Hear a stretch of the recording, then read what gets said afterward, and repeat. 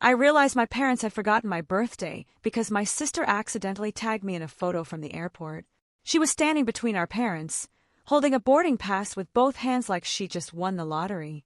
My father had his arm around her shoulders. My mother was wiping away fake tears while laughing. The caption read, "Finally taking the trip we've dreamed about for years. Thank you, Mom and Dad.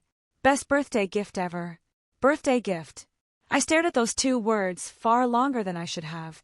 Not because Chloe had received the vacation she'd always wanted, but because that morning happened to be my 33rd birthday.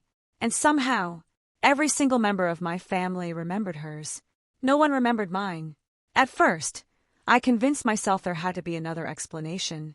Maybe they were surprising me later. Maybe they wanted me to think they'd forgotten.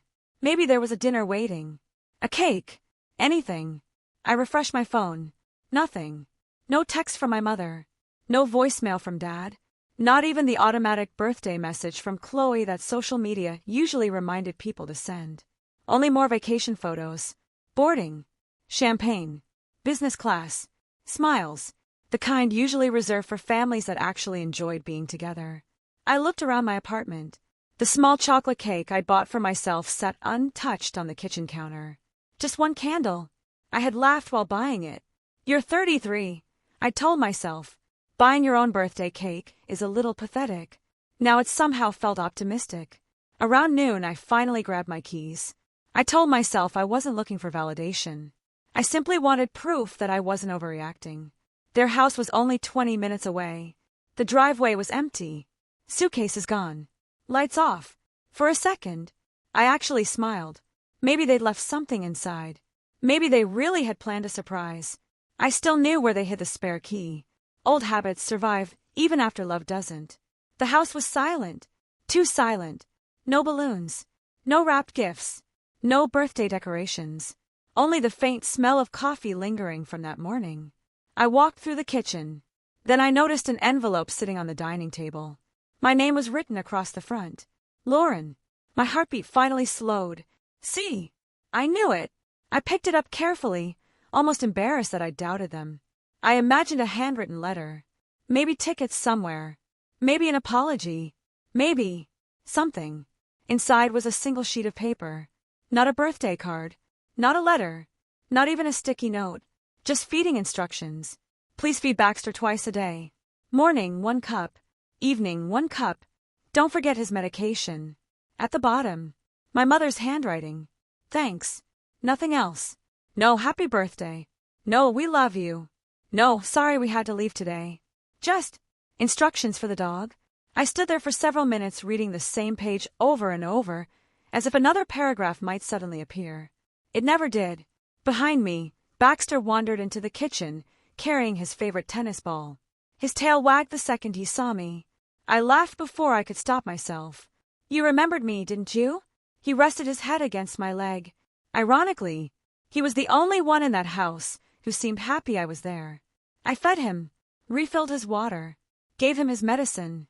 Then I washed the dishes my parents had left in the sink before leaving for their dream vacation. Halfway through drying a plate, my phone buzzed again. Another notification. Chloe. This time she had posted a video. My parents surprised her with first-class upgrades because, according to my father, some birthdays deserve unforgettable memories. I watched that sentence 3 times, then quietly locked my phone. No tears came. Not anymore. You eventually run out of tears when disappointment becomes routine. The drive home felt strangely peaceful. Not because I was okay, because something inside me had finally stopped waiting. That evening, I placed the untouched cake on my dining table, lit the single candle, made no wish, blew it out, then opened the old laptop I'd barely used in years. There was a folder hidden beneath, dozens of work documents, stories. Inside, half-finished ideas, unfinished characters, scenes I'd written late at night whenever life became too heavy to carry alone. I opened a blank page instead, without outlining anything, without thinking. I typed the first sentence that came into my head. The hardest part wasn't that they forgot my birthday. It was realizing they had remembered everyone else's. I kept writing. 1 page became 3. 3 became 12. By 2 o'clock in the morning, I had written more than I had in the previous 5 years combined. For the first time in a long time, I didn't feel invisible. I felt heard, even if the only person listening was me. 3 days later, an email from someone I had never met appeared in my inbox. The subject line contained only 6 words. Did you write the rest of it? 3 days later, I almost deleted the email without opening it. The sender's name meant nothing to me. There was no company logo, no signature, just 6 words. Did you write the rest of it? For a moment, I genuinely wondered if someone had sent it by mistake. Then I remembered the writing forum. Months earlier, I'd uploaded a single anonymous paragraph before losing the courage to continue. I hadn't even expected anyone to read it. Apparently, someone had. I clicked the message. I don't know who you are, but I've been thinking about that opening for 3 days. If there's more, I'd love to read it. It wasn't from an editor or an agent, just a stranger. Yet somehow, those 2 short sentences carried more encouragement than my own family had given me in years. I almost replied immediately. Instead, I closed my laptop. Old habits. Whenever something good happened, my first instinct was to convince myself it wasn't real. Because growing up in my house taught me one lesson better than anything else. Don't get your hopes up. They'll only disappoint you. Unfortunately, experience kept proving that lesson right. When I was 10, Chloe wanted horseback riding lessons. My parents found the money. When I turned 11 and asked for piano classes, Dad smiled without looking away from the television. Maybe next year. Next year never came. At 16, Chloe got her own car. My 16th birthday gift was permission to borrow Mom's old bicycle after asking first. When Chloe graduated college, my parents rented a ballroom. Professional photographer. Live band. Custom cake. When I earned my certification 2 years later, Mom mailed me a $20 gift card. She forgot to sign it. I used to believe those moments existed separately. Tiny disappointments scattered across the years. Looking back, they all belong to the same story. The daughter worth celebrating, and the daughter expected to understand. By Friday evening, another email arrived. Then another. The stranger wasn't asking personal questions. Only one thing. Please don't abandon this story. Against my better judgment, I kept writing. Every night after work, every chapter felt strangely familiar. Not because I planned it that way, because every fictional heartbreak borrowed something from my real one. The forgotten birthdays, the empty chair at family dinners, the constant comparisons, the exhausting feeling of competing in a race I'd never been allowed to win. I changed every name, every place, every detail. But the emotions, those stayed exactly as they were. 2 weeks later, I walked into a tiny independent bookstore I'd visited since college. The smell of old paper had always calmed me more than therapy ever did. Margaret looked up from behind the counter. She had owned the store for decades and somehow remembered every regular customer. "You disappeared," she said. "I've been busy." "No." She smiled. "You've been hiding." That sentence caught me completely off guard. I laughed awkwardly. "I'm not hiding." "Aren't you?" She pointed toward the notebook sticking halfway out of my bag. "You only bring that when something is keeping you awake." I froze. "I've seen you writing in that corner for almost 7 years." She nodded toward the chair beside the window. "The stories got longer. So did the pauses. For some reason." I handed her the notebook. "I've never let anyone read it." She didn't rush, didn't skim, didn't compliment every page just to be polite.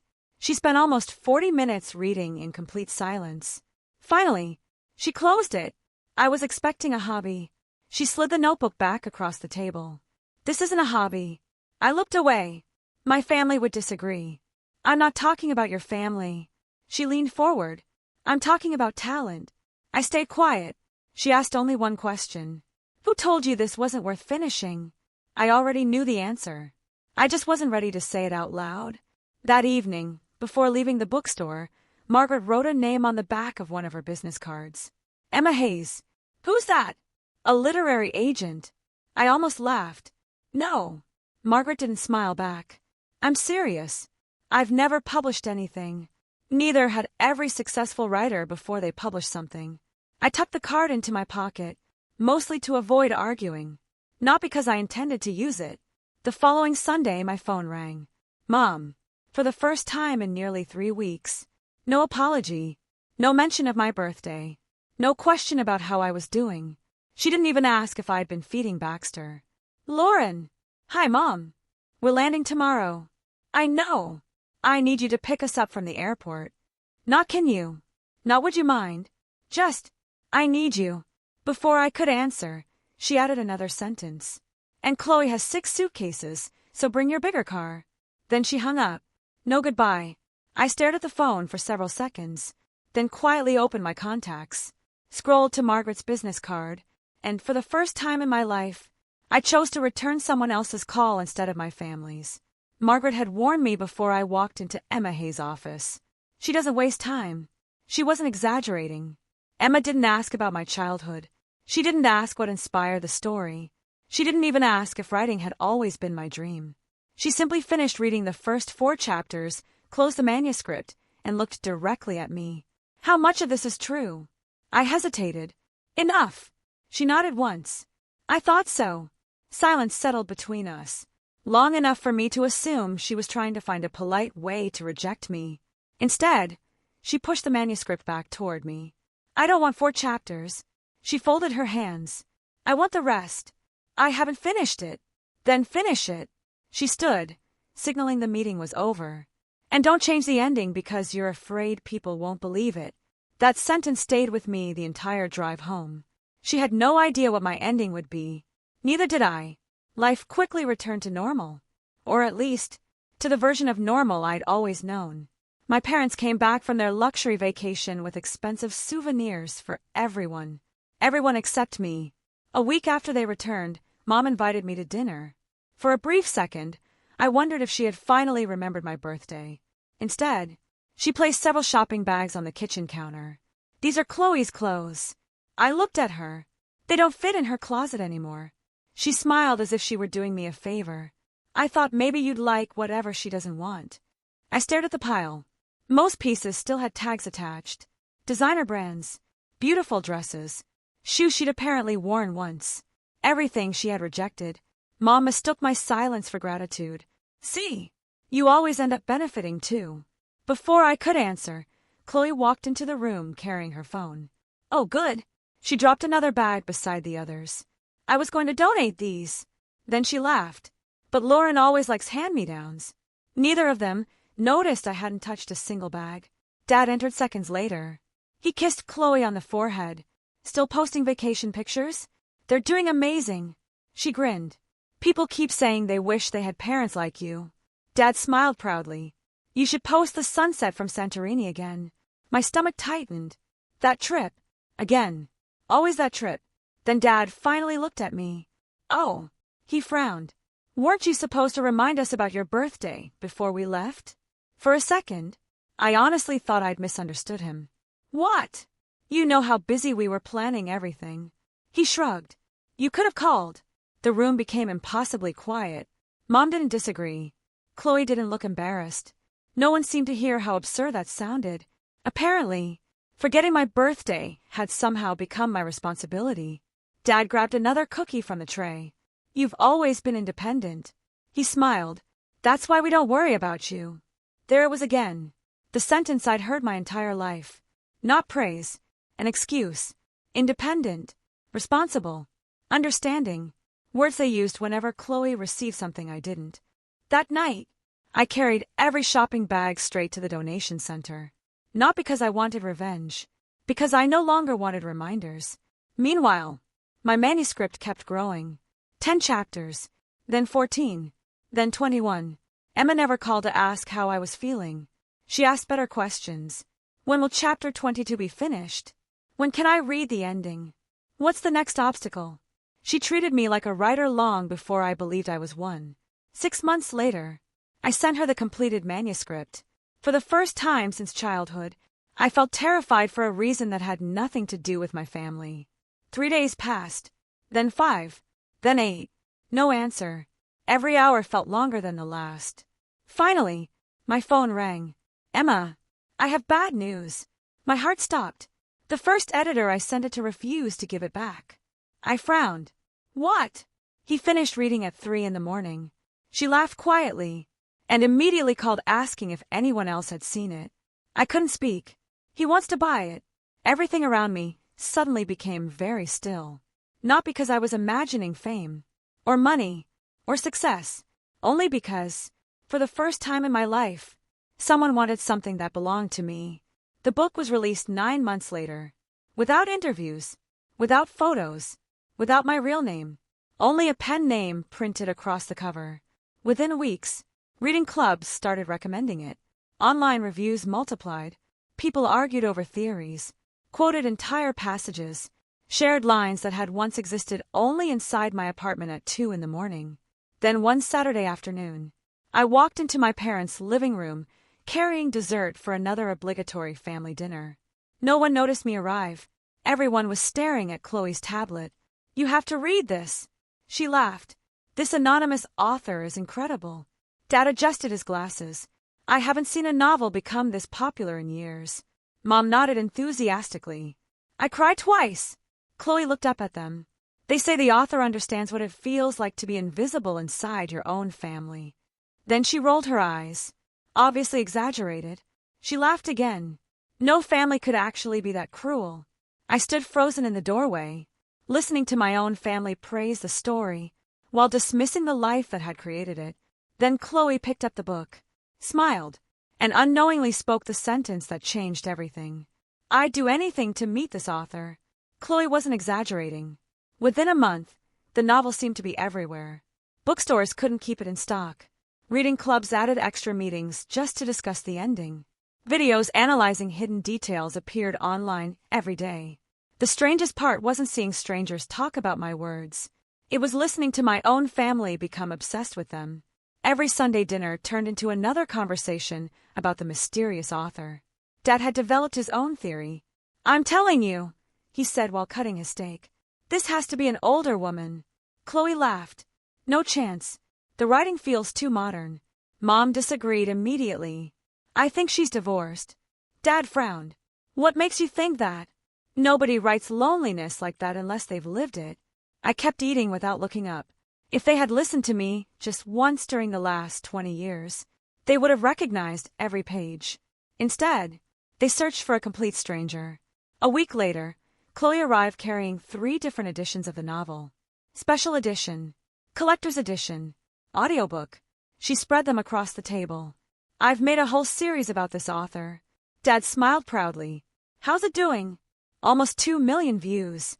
She sounded thrilled. "People are obsessed with figuring out who she is." She pointed to a wall covered in printed photos and handwritten notes on her tablet. "I've eliminated 37 possibilities." Dad laughed. "Maybe you'll solve it before the journalists." I almost smiled. She had spent weeks investigating complete strangers, while dismissing the only person she actually knew who had written a novel. That same afternoon, Emma called. "I've been avoiding this conversation." My stomach tightened. "What's wrong?" "Nothing's wrong." She paused. "Actually, that's the problem." I stayed quiet. "The publisher wants to schedule interviews." I said no. "I know. They want photos." "No." They expected that answer. I exhaled slowly. Emma continued. "They've respected your anonymity because it helped the mystery." Another pause. "But mysteries don't last forever." I already knew where the conversation was heading. They're asking for a public reveal. The words sat heavily between us. "I don't think I can. You don't have to answer today." She spoke gently. "But eventually, people will stop talking about the mystery. They'll want to meet the person." I spent the following weeks pretending nothing had changed.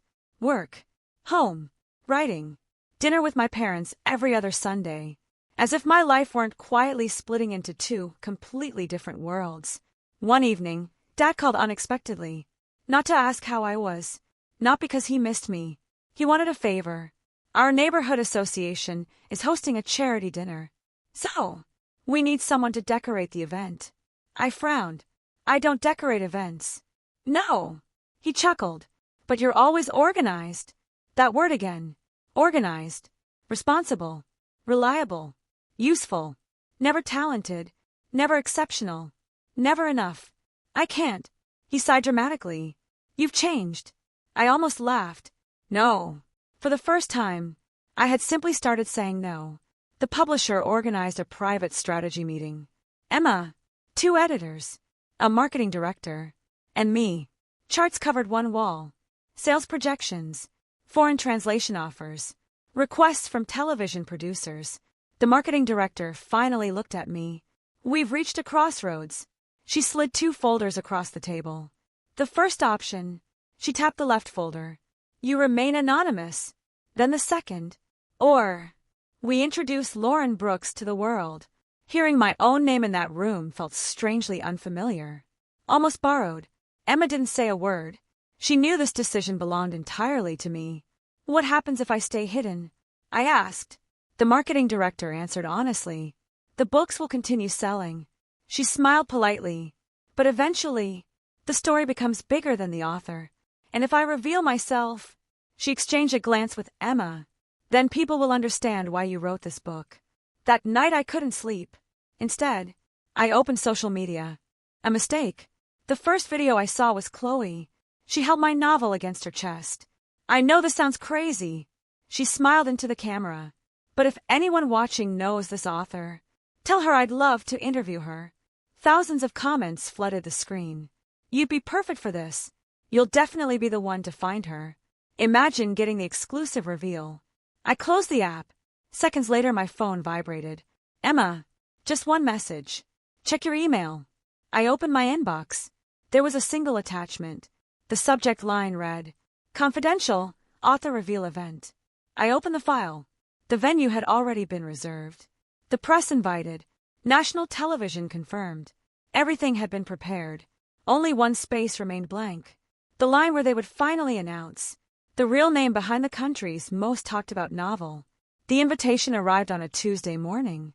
Heavy cream-colored paper. Embossed lettering. No author's name. Only one sentence printed beneath the event title. Join us for the first public appearance of the country's most celebrated anonymous novelist. The publisher had mailed hundreds of invitations. Journalists, booksellers, critics, sponsors, a handful of influencers, and, to my complete surprise, one had somehow reached Chloe. I found out because she called me before I even finished breakfast. You are not going to believe this. I probably won't. I got invited. Invited where? She practically screamed. The reveal. I stayed silent. The author reveal. I know what reveal you're talking about. This is huge. She lowered her voice dramatically. If I can interview her first, every publisher in the country will know my name. For a moment, I almost told her, not to embarrass her, not for revenge, simply because I was tired of carrying 2 completely different lives. Instead, I listened. I've spent months figuring this woman out. She laughed. I know she's going to be exactly who I imagined. The irony was almost unbearable. That Sunday, dinner at my parents' house became another strategy meeting. Only this time, they weren't talking about vacations. They were planning what everyone would wear to the reveal. Dad adjusted his jacket while looking at Chloe. If you actually meet her, tell her she's inspired this family. I nearly dropped my fork. Inspired. That word echoed in my head. Inspired by what? Being forgotten. Being compared. Being invisible. Mom smiled warmly. I'd love to thank her. For what? I asked before I could stop myself. She looked surprised. She reminds people to appreciate family. I held her gaze. Does she? Nobody answered. Chloe interrupted before the silence became uncomfortable. I still think she's older. Dad nodded. Definitely. Someone who's been through enough to understand rejection. I quietly took another bite of dinner. They had spent months describing me, without recognizing me. The following week, Emma invited me to the publisher's office. Not for another meeting. For media training. I don't need media training. She smiled. You think that now? 2 communication coaches waited inside. One specialized in television interviews, the other in crisis management. The second title caught my attention. Crisis. Emma answered immediately. You wrote a novel about emotional neglect. She crossed her arms. The moment people learn it's autobiographical, reporters won't stop asking about your family. That possibility had always existed. I had simply refused to imagine it. One of the coaches leaned forward. They'll ask if your parents have read the book. Another continued. They'll ask whether the characters are real. And eventually, someone will put the pieces together. I swallowed hard. Emma watched me carefully. You don't have to expose anyone. She paused. But you also don't have to protect people who never protected you. Meanwhile, the internet was becoming increasingly obsessed. New theories appeared every day. One journalist insisted the author was secretly a retired professor. Another believed she was a famous actress using a fake identity. A podcast claimed there were actually 3 different writers. Chloe covered every rumor, reacted to every theory, interviewed self-proclaimed experts. Her followers loved it. Then, one small article changed everything. A literary blogger had discovered that several emotional scenes in the novel matched old newspaper stories involving forgotten birthdays and neglected children. It wasn't enough to identify me, but it proved one thing. The story wasn't entirely fiction. The comments exploded. She's writing about herself. Find the family. They deserve to read these comments. For the first time, the mystery wasn't only about the author. People wanted to know who had inspired the pain. That evening my father called. His voice sounded unusually cheerful. You'll be happy. Why? We managed to get your mother another invitation. To the reveal? Exactly. He laughed. The whole family will be there. The whole family. He had no idea how differently that sentence sounded to me. I think it'll be good for you. I frowned. Why? You've been spending too much time alone. Mom took the phone before I could answer. And maybe listening to someone successful will inspire you. I closed my eyes. There it was again. The comparison. Even now, they were using my own success to remind me how little they believed in me. I'll think about it. You should come. Dad's voice returned. Who knows? He chuckled. You might even get an autograph. The next afternoon, Emma walked into my office carrying a sealed envelope. No speeches today. She placed it in front of me. Just read it. Inside was the final schedule. Television interviews, book signing, press conference, photo session. Everything had exact times. At the very bottom, one final line had been added since the last version. 8 p.m. Identity revealed live. Emma watched me read it. Once you walk onto that stage, there's no going back. I looked at the schedule one last time, then slowly signed my name across the confirmation page. For the first time, Lauren Brooks would no longer exist only inside the pages of a book. And in less than 2 weeks, my family was going to discover that the woman they admired most had been sitting unnoticed at their dinner table all along. The day of the reveal arrived far sooner than I wanted. I barely slept the night before. Not because I was afraid of speaking in public. I was afraid of what would happen after the applause ended. 4 months. My anonymity had protected more than my career. It had protected my peace. By noon, television trucks were already parked outside the convention center. Reporters rehearsed opening lines. Photographers adjusted lights. Inside, staff members rushed through last-minute preparations. My dressing room was intentionally hidden from the main hallway. The publisher didn't want anyone discovering my identity too early. Emma knocked softly before entering. You still have time to cancel. I looked up. Do I? She smiled. No. That made me laugh for the first time all day. She handed me a small wireless microphone. Nervous. I've never had hundreds of people waiting to look at me. She shook her head. They're not waiting to look at you. They're waiting to thank you. Across the building, my family had already arrived. I knew because Chloe couldn't stop posting. She uploaded photos from every corner of the venue. The entrance, the stage, the giant banner displaying the cover of my novel. Her caption read, "Hours away from meeting the woman who changed my life." I stared at those words. Changed your life. If only she knew. Backstage, I watched the audience through a narrow opening in the curtain. Nearly every seat was filled. Readers held worn copies of my novel. Some carried notebooks covered in highlighted quotes. Others wore shirts printed with my pen name. Then, I spotted them. 3rd row, exactly where the publisher had reserved their seats. Dad looked impatient. Mom kept checking the program. Chloe was filming everything around her. She seemed more excited than anyone else in the room. Emma followed my gaze. You know. You don't have to look at them. I know. But I want to. Not because I wanted revenge. Because for once, I wanted to see their faces before they saw mine. The event began with speeches from the publisher, editors, booksellers, critics. Each one spoke about the mystery surrounding the anonymous author. about the millions of readers, about the impact the novel had created. One reviewer summarized it better than anyone. This story gave a voice to people who spent their lives believing they were invisible. Applause filled the room.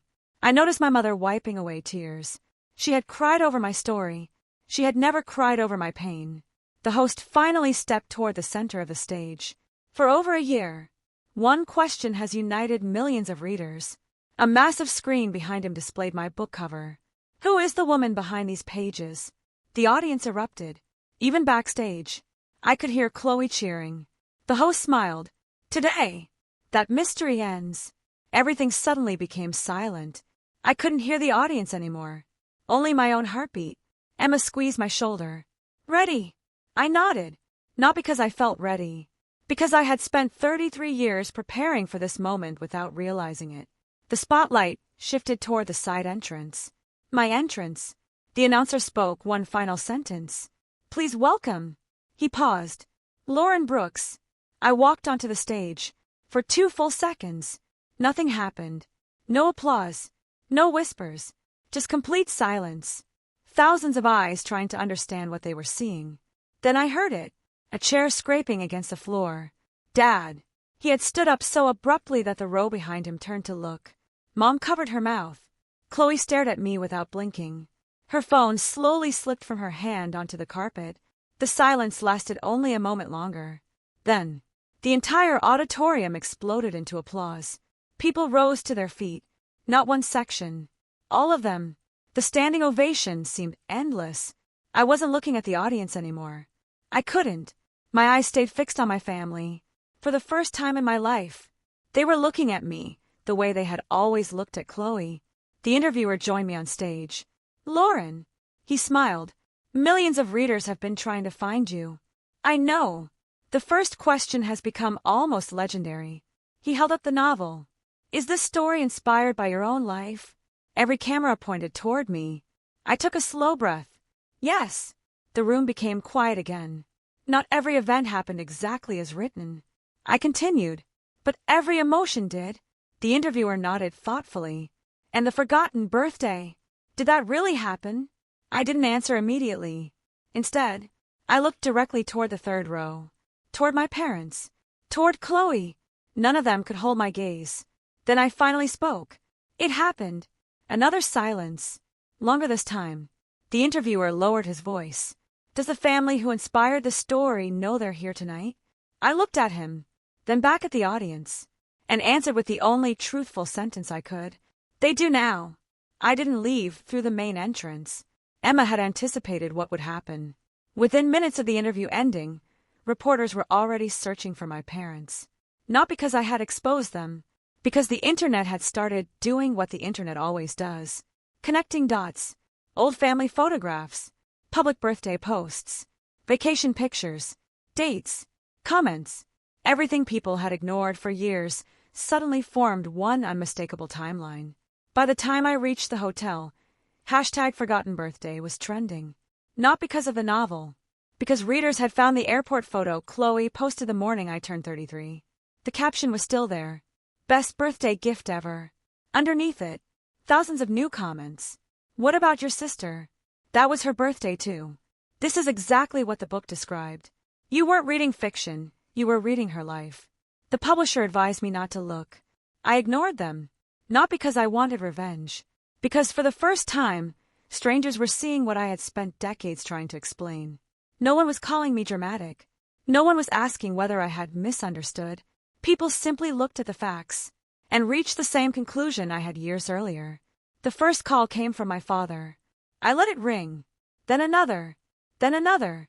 9 missed calls before lunchtime. After that, my mother started calling. Then Chloe.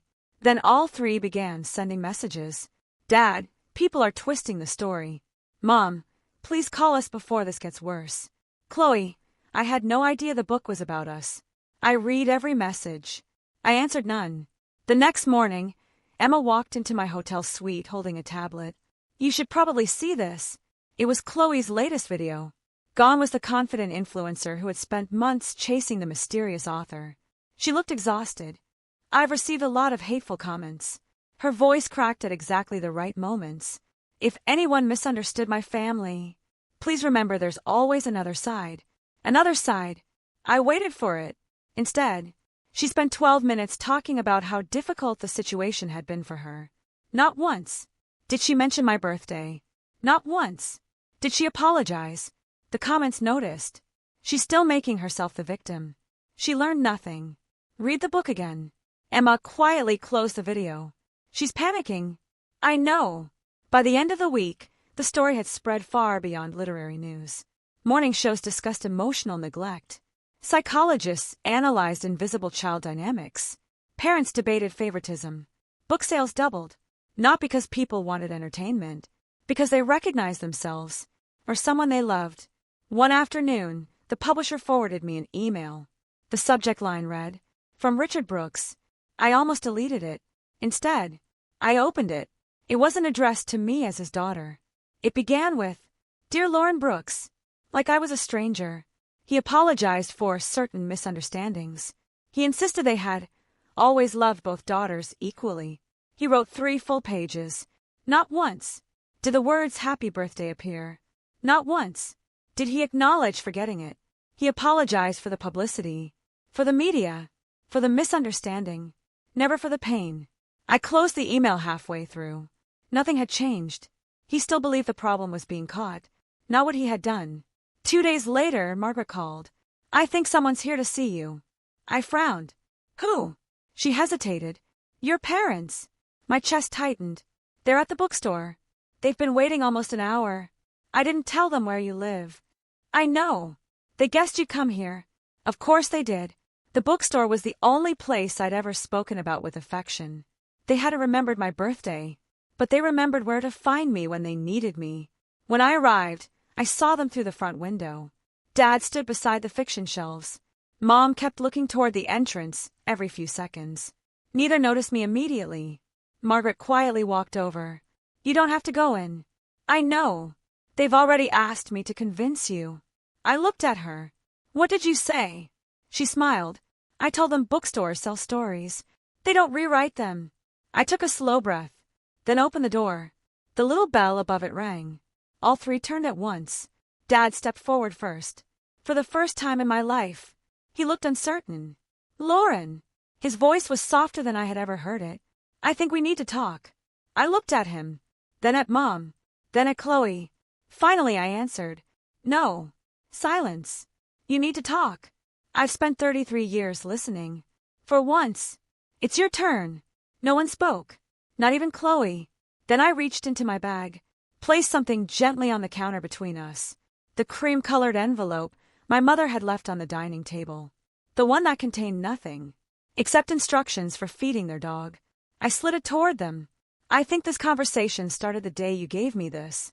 None of them touched it, but all 3 recognized it immediately. And for the first time since the book had changed their lives, they had absolutely nothing to say. No one moved. The envelope remained exactly where I had placed it. Dad stared at it as if it were evidence from a crime scene. Mom looked away first. Chloe folded her arms, but even she couldn't hide how pale she had become. Finally, Dad reached for it. His hands weren't shaking because of age. They were shaking because he already knew what was inside. He slowly unfolded the paper. The feeding schedule. Morning, evening, medication. And at the bottom, Mom's handwritten thanks. Nothing else. He read it once, then again. His shoulders seemed to collapse a little more each time. Mom whispered quietly, "I didn't even realize." I stopped her. "No." She looked at me. "You realized. You just didn't think it mattered." Silence settled over the bookstore. Not uncomfortable. Necessary. Dad carefully placed the paper back inside the envelope. "We made mistakes." I nodded. "You did. We can't change them." "No. But we'd like to make things right." That sentence would have meant everything to the younger version of me. The woman who waited beside her phone every birthday. The daughter who kept convincing herself there had to be a surprise coming. The sister who believed that if she worked harder, was kinder, needed less, eventually someone would choose her. She would have believed him. I didn't. Mom stepped closer. Tears rolled down her face.